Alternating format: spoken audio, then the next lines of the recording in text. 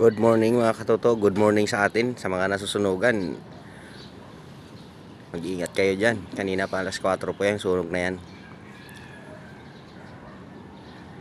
Sana hindi yan sa mga kabahayan.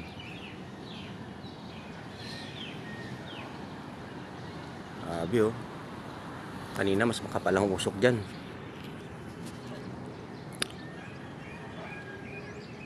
Mag-iingat ang lahat sa mga nasusunugan dyan, mag-iingat kayo. Sana hindi yan sa mga kabahayan. Parang isang ano lang kasi hindi lumalayo yung apoy, dyan lang yan mula kanina Grabe yung sunog. Kanina pa po yan, mga alas 4.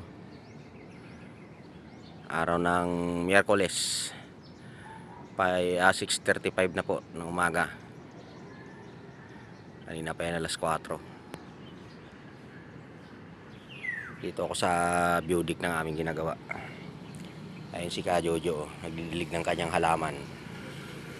Shout out sa'yo Ka Jojo.